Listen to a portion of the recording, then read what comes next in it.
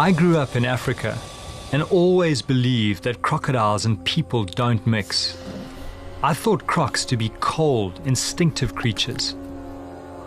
But now I believe that this image is far from the truth. When you witness the relationship between this crocodile and this man, it will challenge everything you think you know about crocodiles and the natural world itself.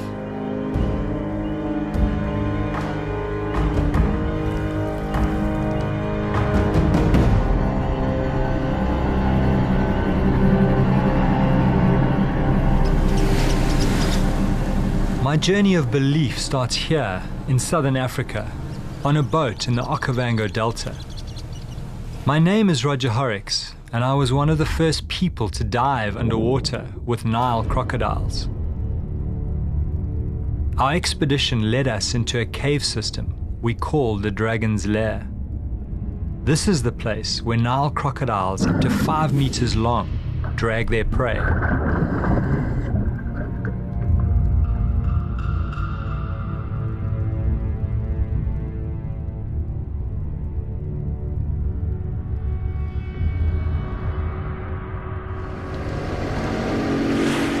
Our guide was veteran riverman Greg Thompson.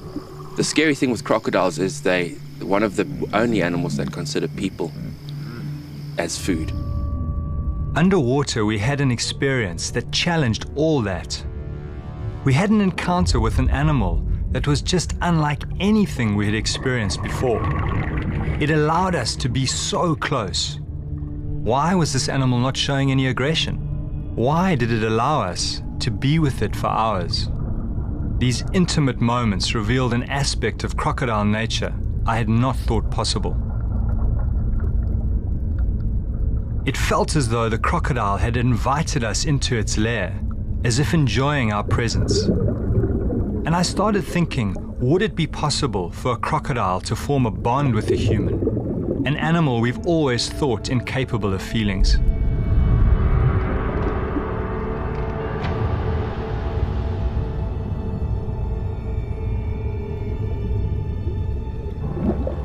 The thinking on crocodiles is that they're not capable of emotions such as love and affection and loyalty, etc. They have an ancient brain. So generally scientists would say that, they're basically motivated purely by survival and by food or protection.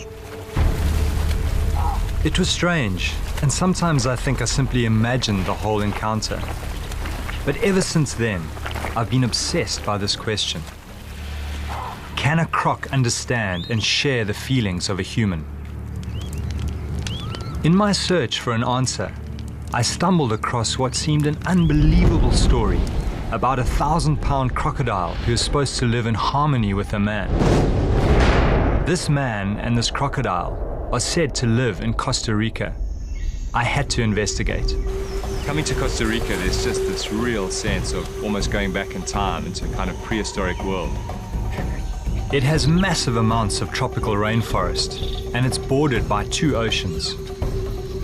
It is also the perfect home for the American crocodile. Some say American crocs are a less aggressive species than Nile crocs.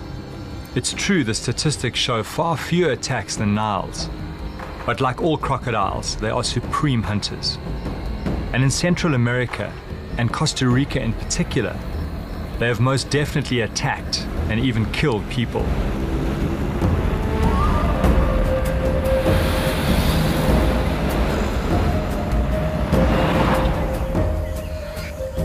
My introduction to American crocodiles starts here, at the Tarcolos River. It's the best place in Costa Rica to see American crocs. They are densely packed, 25 crocs per kilometer. I'm looking for a man called Juan Betreo. He's really well known in these parts because he was actually attacked by a huge crocodile and dragged underwater, and managed to escape by digging his fingers in its eyes. And strangely, for a man who's had this near-death experience with a crocodile, instead of that driving him away, it's actually drawn him to these animals, and he's doing something quite remarkable. Juan is now calling a big aggressive crocodile called Tyson. It was actually Tyson that caught Juan and dragged him under. And he's got huge scars all over his stomach that he wouldn't allow me to photograph. He doesn't want to portray the crocodiles in a bad light. This situation is really dangerous.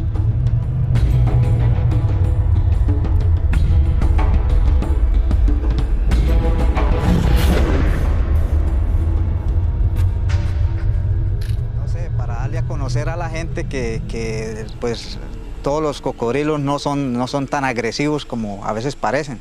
Entonces, para darles a entender a la gente que hay que cuidarlos, que hay que conservarlos y que no son como a veces se cree que devoran todo y todo esto. Entonces, es para un poco más de concientización a las personas que no hay que tenerles tanto miedo, sino que hay que conocerlos. Watching this, it is very clear that these animals are capable of learning. There's an intelligence here. And what I found even more remarkable is that they are wild animals. In other words, they're living in a wild river. They're not dependent, and yet he had the sort of the sense to actually reach down and touch its nose. I mean, how had he found the courage to take the physical intimacy so far?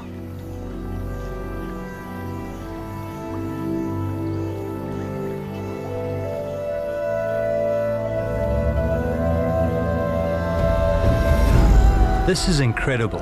It clearly says something about the possible relationship between crocs and people.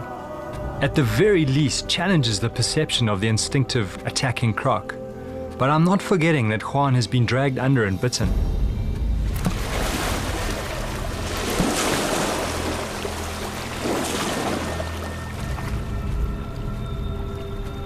It's hard to imagine more intimacy with a croc. But Juan keeps telling me about Tarzan Cheeto. He's the man I heard about, who's supposed to swim with a huge croc. Juan told me to travel to the East Coast and find a girl, Jocelyn Aguera. She could introduce me to Cheeto.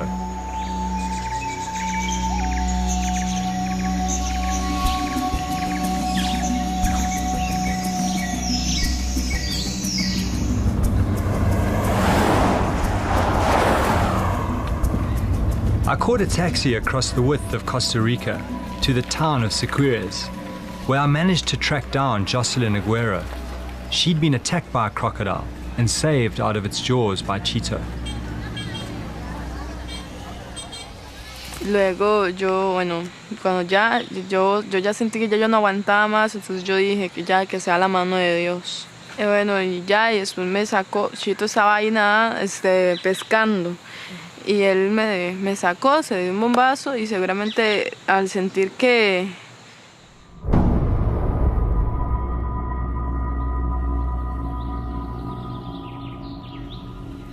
Jocelyn led me to where Cheeto lived.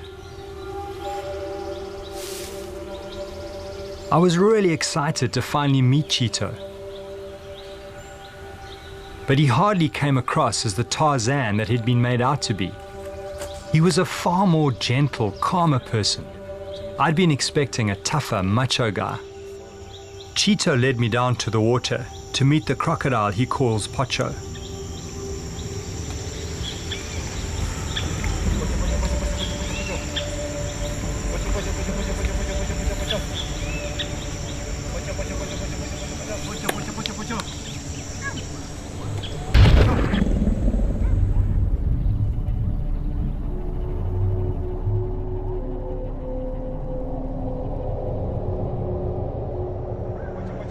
I felt a bit nervous, but I could immediately sense that Cheeto was not afraid. The crocodile seemed to be responding to his voice. I just can't imagine him actually getting into the water with this animal. You see the face, the eyes? He's happy, he's looking. See it? When you see the eyes open. ugly, Yeah. it's a little something happened, but he's really happy with this. The eyes. Pocho is a monster, at least 16 foot long, with a massive girth. Go, Pocho. Little fast, Pocho, little fast.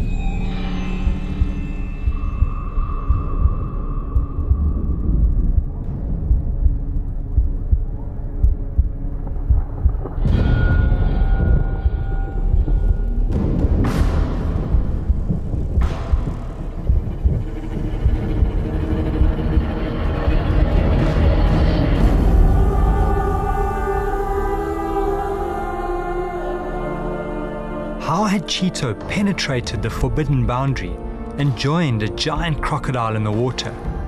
It seemed impossible, but here it was in front of me.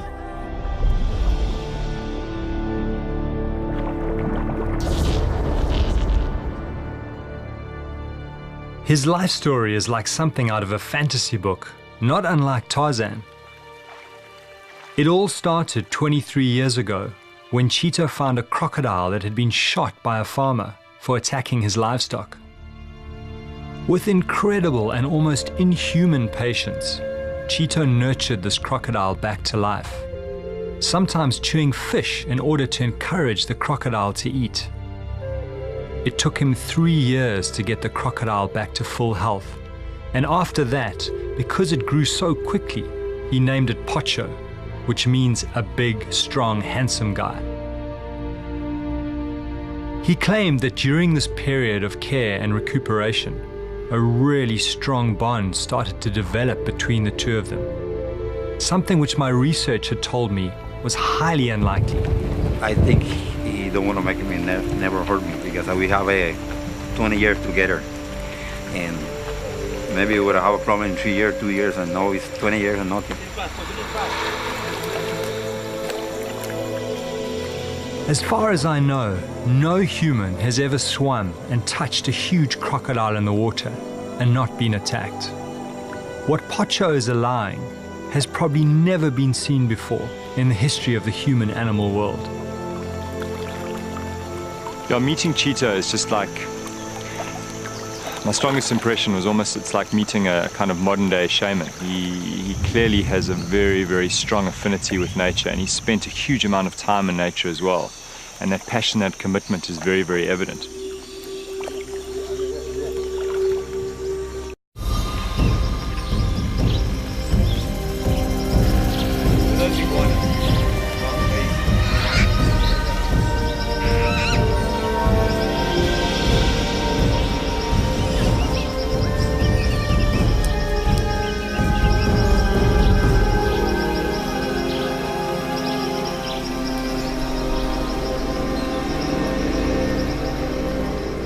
As a child, Cheeto used to find injured wild animals and nurture them and release them back into the wild.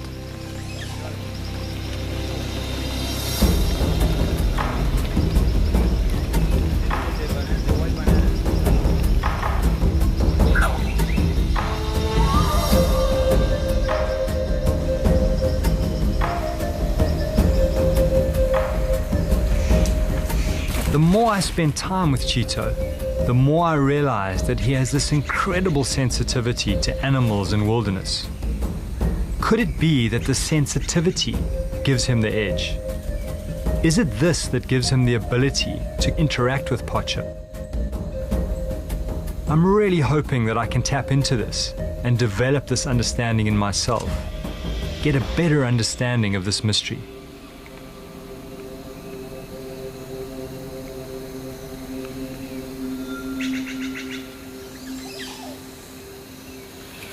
Cheeto was determined to take me deep into the jungle, to a place that is very special to him and Pocho.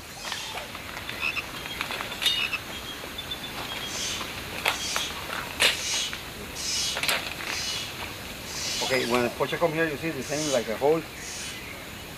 The incredible thing is that once Pocho actually regained his bulk and he started recovering, word got out that Cheeto had this animal, and of course he didn't have a license for it, so the police came to try and take it away from him, and he brought it to this area. There's a beautiful little pond over there which is very hidden, and basically when the police did come, he would come and stay here and he'd live inside here, so he could be very close to Pocho, and then applied for papers, and then once he got the papers he then felt safe to take Pocho back. My first wife, she left me because I spent so many hours here, so many days with Poncho, so she thinks I'm crazy. How I want to be so many days with animals, and that skinny animal. What the hell are you doing with that skinny animal, she say. And I'm here to save Pocho, because somebody want to take Pocho, so I have to bring him here and spend my time here. So my first wife don't like it. She say I'm crazy, so she go.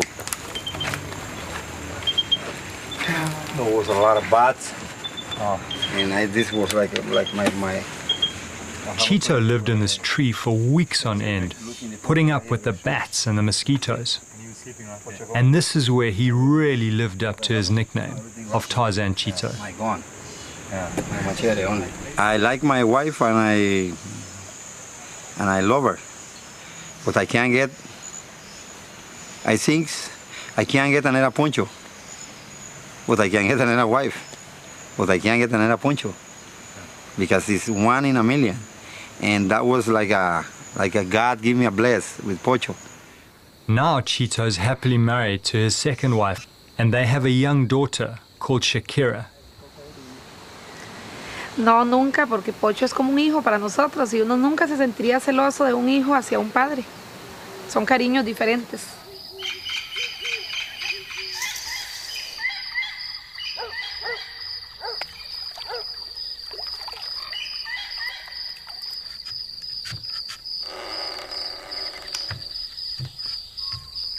His family were initially very concerned that the crocodile would eat him, so Cheeto had to sneak out in the middle of the night to be with his beloved crocodile. Cheeto's wife, Olga, thought he was actually out drinking with his buddies, but she became suspicious when he kept coming home with his clothes wet. Y él entró y estaba mojado, entonces yo le pregunté por qué, y me dijo que se había caído en el estanque que hay frente a la casa. Pero le seguí preguntando y preguntando y me di cuenta que era que estaba con el cocodrilo adentro. Yo me entrego totalmente a Pocho, el sentimiento mío. I give myself totally to Pocho. The feeling I have is like when I go to sleep. I feel very calm. When the night comes, I feel at peace in the natural world with Pocho. Full moon is the height of our coming together. It's when crocodiles are most alert because all the other animals are very active. It's the hunting time. His worst time is when it thunders. He gets out of the water. I think he knows the lightning is dangerous.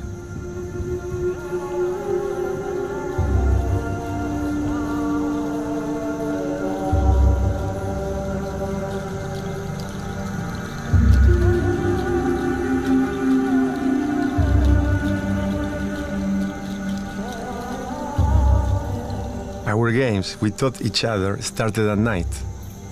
The death roll other crocs used to rip chunks of meat from prey became one of our first games.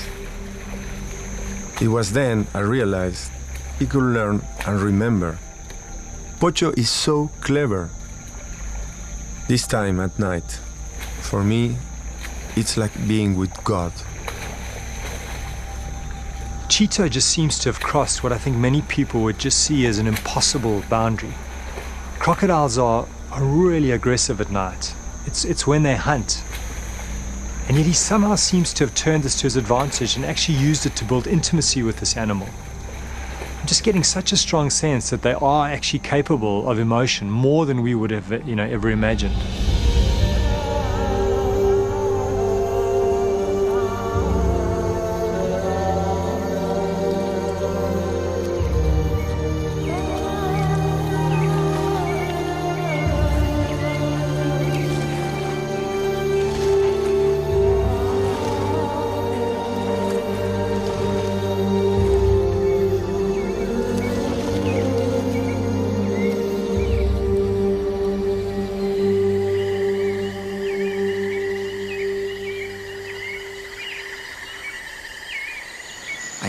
I feel like an animal, so they feel me like a brother, like something.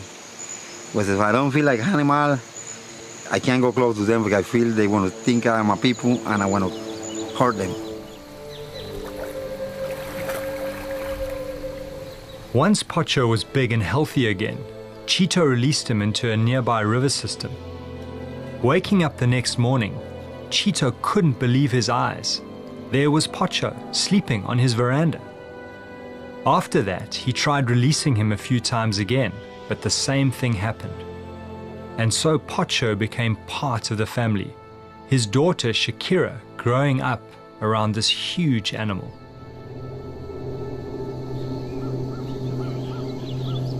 A mí me gustaría ir a la laguna y jugar con Pocho, pero mis papás no me dejan.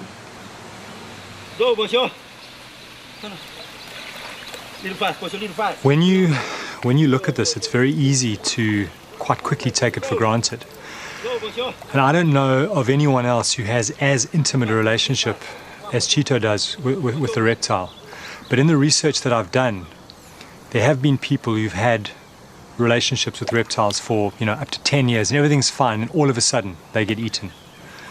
And I think you've just got to realize that every time he gets into the water, he's running a significant risk. Relax, man, relax. Sleep a little bit. Relax, enjoy. Cuando yo estoy hablando con la gente, when I'm alone with Pocho, I feel like an animal. I feel crocodile. Often I think back to his injury, how we had to heal it. I feel completely connected to Pocho. I am part of the nature of this animal. Every animal needs stimulation. I gave him food when he was dying, but he needed more. He needed my love. In the beginning, I wasn't sure of how close I could get. It took me a while to understand the signs he now gives me. I slowly started to touch him, and he never tried to bite me. Once he recovered his strength, I was expecting him to go back to the wild. He was free to go, but he decided to stay. That's when the trust grew stronger, and I began to move closer to him. Sometimes he will go for me with his mouth open, but just before he bit me, he will stop and close his mouth. I tried to hold him when he began to swim, so that he will respect my strength. At first, I was scared when he got crazy and threw me off. Then I learned to read his moves. So much of his feelings is in his eyes. When Pocho is anxious, you can see a lot of blinking in his eyes. His eyes says plenty. When he's happy, his eyes are normal. I can tell this because I look at his eyes every day.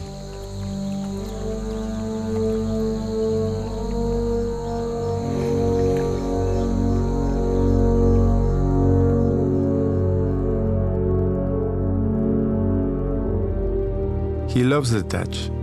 He loves me. He also watches my eyes. I communicate through my eyes that I don't want to hurt him. Pocho no me ve a mí hace rato, entonces yo vengo y tal vez vine de San José, cuando vine con ellos vengo y me siento con él ahí y al rato me descanso un rato ahí. El calor de él, yo me siento tranquilo y me acuesto ahí me ruleo un rato con él.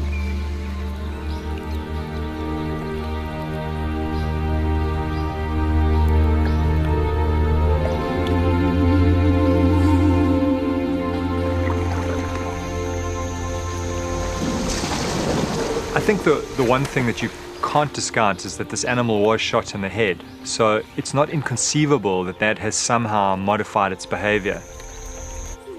What could have happened is that because of the huge shock to the brain, it has been reprogrammed, and the deep nurturing that Cheeto has shown has somehow modified the usual crocodile behavior. At my lightest touch, he now responds. If I try to force him in any way, he just uses his strength. He pushes me out of the way. This touching language took 3 years to develop. There is another form of communication. You see, crocs can feel a struggling animal from hundreds of meters away. I use the vibration I make with my hands in the water to communicate with him.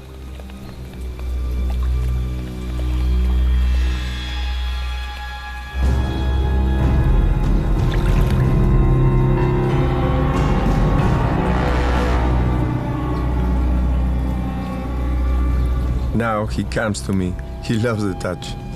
But he also likes to touch me with his body. Very gently when he's happy and with strength when he's agitated.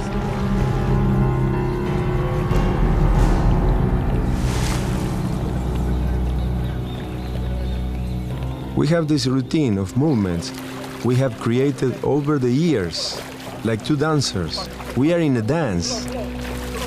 If I forget one of the moves, he doesn't like it. He won't cooperate. That's when I have to go back and do the movement again. Then he does it much better and he's happy again. I never push him. I only try things twice. If he doesn't do it, I leave him. You can't push a 1,000-pound animal around. When you first see this, you immediately think it's impossible. And then, of course, you start to, as a human being, you try and think of some kind of rational explanation for it. And the first thing that comes to mind, of course, is that it's a feeding dependency. But there are periods of time where he doesn't feed the animal for up to 3 weeks, and yet the animal still comes to him. It still seems to seek out that connection and that interaction with him. When I gave him food, I hit him with the fish. So he associates that feeling with biting and eating.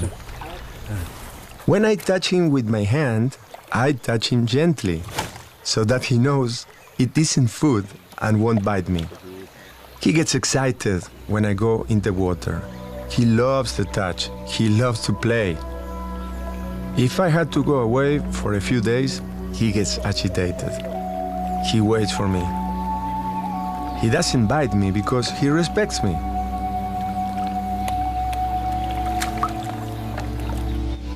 I've been completely seduced by what I think is the true nature of this relationship. But I was about to experience a completely different side to the story.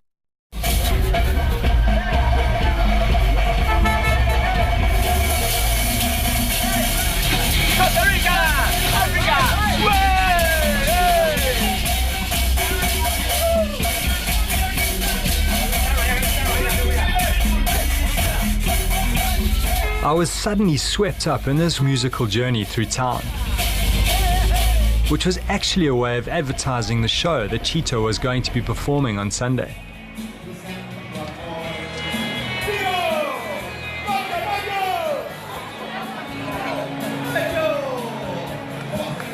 The day I feel afraid, no more show.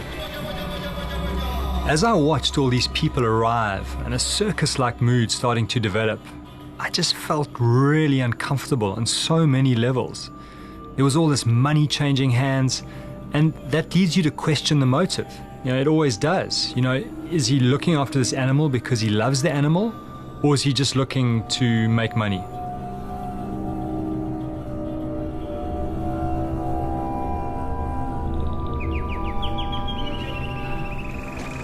What I'm seeing today is just very much, it's like very commercial and it's almost a bit disappointing. The other thing that didn't sit well with me was Chito dressing up like Tarzan and doing this whole Tarzan act, because it just seems to trivialize the richness of this relationship that I've had access to. Watching the crowd, it's very clear that they are fascinated by what's going on. What's interesting is their way of making sense of it is simply to write Chito off as completely crazy.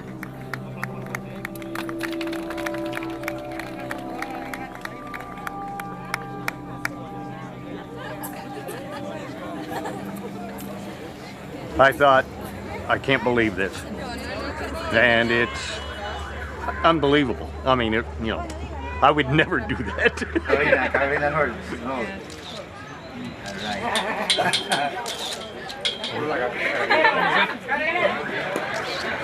¿Qué carajo más carga, no yo?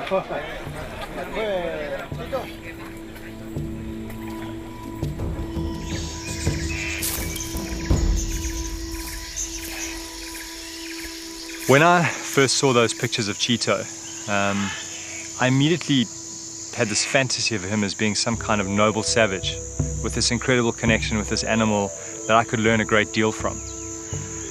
And when I met him, he absolutely lived up to that fantasy on many, many levels. But when I saw that show, I was in many ways just devastated, because it just challenged my whole fantasy of what I thought Chito was and what he represented. And I really struggled with that. I almost just wanted to pretend that that wasn't happening.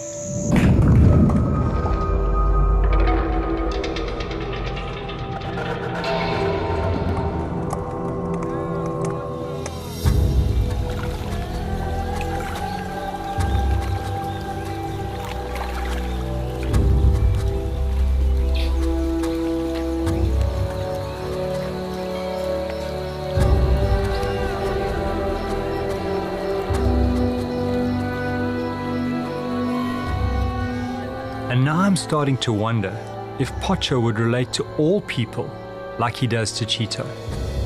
And there's only one way to find out. So Cheeto, you sure that I can get in and start to get close? Yes, we worked a little bit this morning and the crocodile kind of feel you already. Okay. So don't afraid. Okay. Trust me, okay? And trust the crocodile. Okay. When I say, you stop a little bit. But don't run away. Yeah. Because if you run away, the guy want to think you're afraid and he want to follow you. Okay. So you feel strong and looking face every time. Okay. And a very nice smile.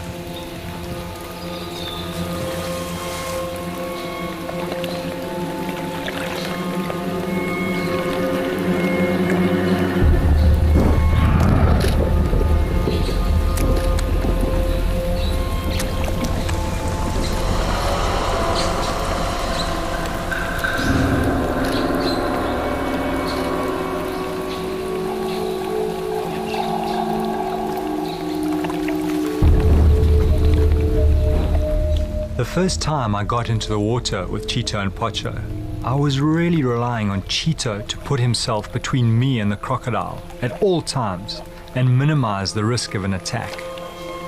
The only other person that got into the water with them had his ribs broken when the animal just lashed out with its tail.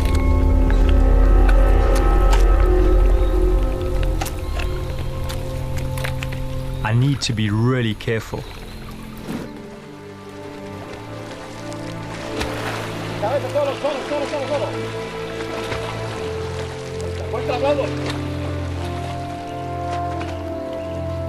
I'm starting to get a richer picture of the language of the crocodile. When they move their eyes rapidly and they arch their backs, it generally means they're feeling very aggressive or threatened. They're also incredibly sensitive to any form of sound or vibration, and they can pick that up over very large distances. So I need to be very conscious of what I'm doing when I'm in the water. Cheeto also seems to think that they're incredibly sensitive to smell, and they build up associations with various things in the environment through smell, through pheromones. But it got quite hairy at times where I could sense that crocodile wanting to come in, and I just had to trust his ability to kind of read and manage the situation. Well, I think everything in the natural life move and have something they can understand. But you have to have the direct communication, the chemic. So you want to have it, and you do it with heart, you feel it. If you don't do something good, you don't want to have nothing. So, Pocho, no, tranquilo, Pocho. Wow.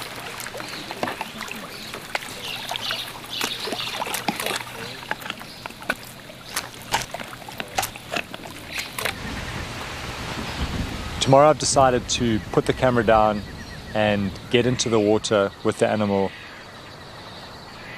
without Cheeto creating a barrier between me and that animal.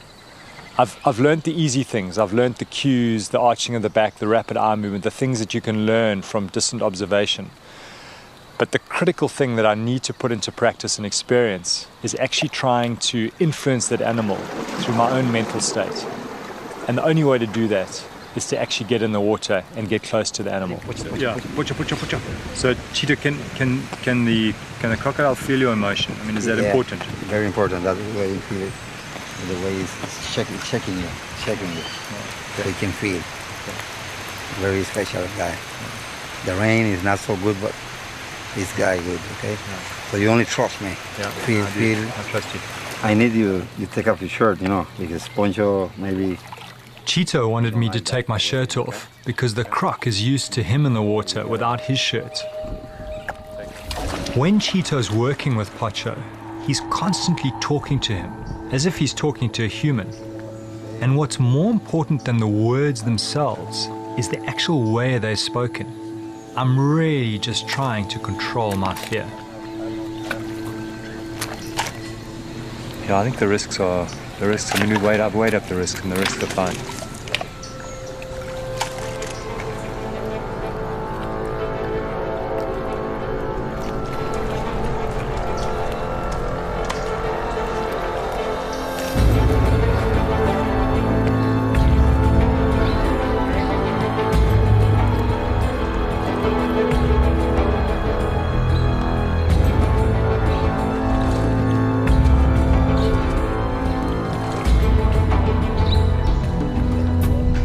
As I approached the crocodile and held its tail from behind, he immediately reacted and swam off and started to display very aggressive behavior. He was clearly not happy with my presence in the water. His arched tail in crocodile language indicated he was agitated. And this is interesting because it's clearly the relationship is between the crocodile and Cheeto. That's where the trust lies. So that's the basis of this entire relationship. I'd been rejected by this crocodile and I was leaving the next day. I just wanted one more chance to see if I could create some kind of connection. Before I met Cheeto, I would never have considered engaging a 16-foot male crocodile on the surface.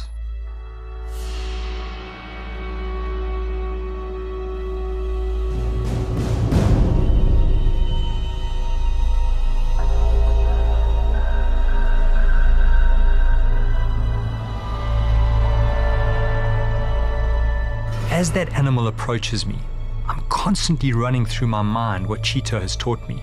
The most critical thing is to just be extremely confident, because without doubt, these animals can pick up if you're scared.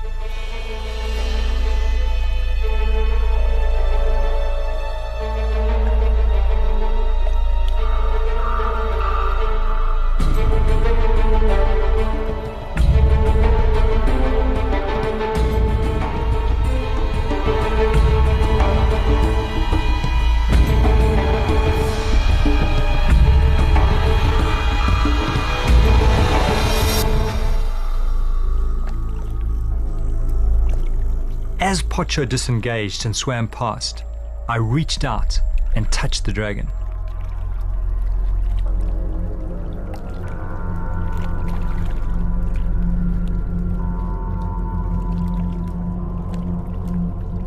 Pocho seemed calm, not reacting to the touch, but then as he came round to circle me again, something changed. He hissed, and I felt really threatened.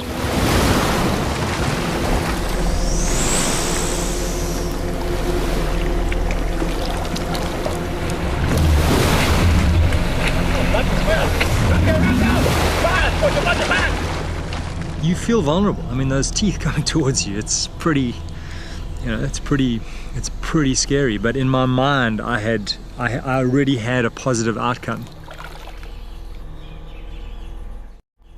Estresado, entonces le puse la mano en la cola y me hice un toque en la cola ahí como que y ahí iba. Y al primer tiro sí que iba a explorar, pero el segundo tiro tal vez iba como no a comérselo, pero como decirle que fuera de aquí. O sea, no sé, algo así como que él defendiendo su territorio. Pero ya el segundo tiro sí venía, o sea, no lo vi que venía, desde que venía allá ya venía como muy más loco, ¿entiende? Explíquele eso.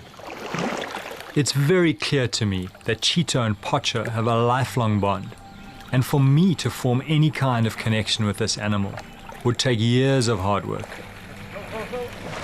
Being in the water with this animal made me realize just how reliant Pocho is on Cheeto.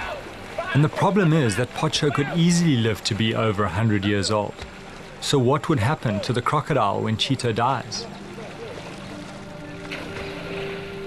The plan is that when Shakira gets to 18, she will start to learn the crocodile language and slowly take over the care of Pocho. Porque él es parte de mi familia y yo siempre he estado con él y yo lo quiero mucho y lo voy a cuidar cuando esté grande y lo quiero mucho, mucho, mucho. Por mucho tiempo lo voy a cuidar mucho, mucho.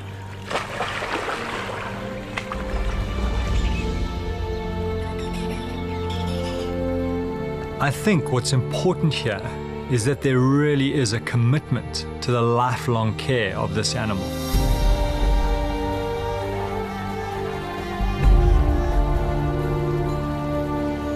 Cosas que ha hecho que yo comparto mucho con él. I have shared a great deal with Pocho when we are alone. Que él ha hecho hacia mí. Things that he has done to me, nobody has seen them. If I have a problem or a difficult situation, I come to him. I speak to him. I feel that he understands me and he answers me back, like saying, "Be patient. There is a God that knows things, and everything will be all right."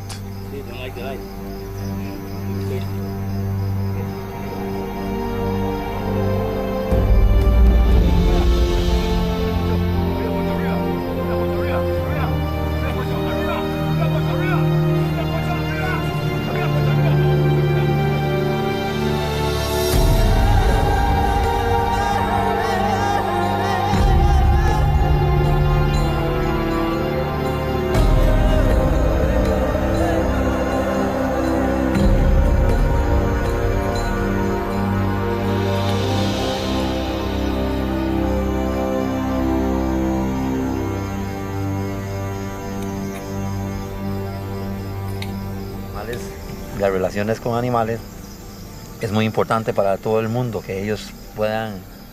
The relationship with animals is very important for all the world. People don't understand, but people like you who are close to nature get it fast. Other people think I'm crazy, and this is why it's so important for you to be here, because that way you can tell the world about my relationship and what it means for me as a human to have this friendship with Pocho.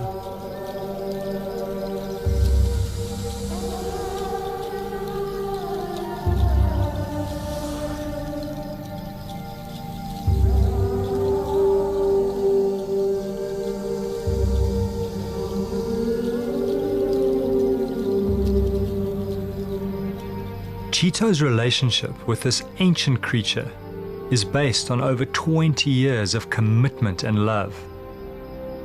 Chito has taught me that humans have the potential to form deep bonds with crocodiles. This changes my whole perception of what I once believed to be a cold, instinctive animal. I still have so many questions, but I leave behind perhaps the greatest mystery I have ever seen, with the knowledge that the primal connection I felt with a crocodile in those caves in Africa was true.